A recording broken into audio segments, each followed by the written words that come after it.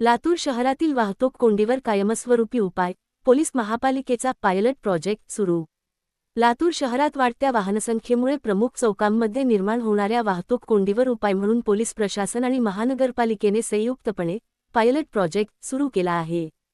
Police अधीक्षक अमोल तांबे, महापालिका आयुक्त मानसी मीना, महापौर जयश्री सोनकांबळे, उपमहापौर डॉक्टर स्नेहल उटगे, विरोधी पक्षनेते देविदास काळे, आरटीओचे विनोद चव्हाण यांच्या मार्गदर्शनाखाली झालेल्या बैठकीत शहरातील वाहतूक समस्या, अनियमित पार्किंग आणि अतिक्रमण यावर सविस्तर चर्चा करण्यात आली। यानंतर पोलीस आणि महानगरपालिका प्रशासनाच्या संयुक्त पथकाने पीव्हीआर चौक आणि छत्रपती शिवाजी महाराज चौक येथे प्रत्यक्ष पाहणी करून वाहतुकीच्या प्रवाहाचे निरीक्षण केले। या प्रकल्पांतर्गत चौकांचे योग्य नियोजन, अतिक्रमणावर नियंत्रण, योग्य पार्किंग व्यवस्था आणि वाहतुकीचा सुरळीत व सुरक्षित प्रवाह निर्माण करण्यासाठी उपाययोजना करण्यात येणार आहेत।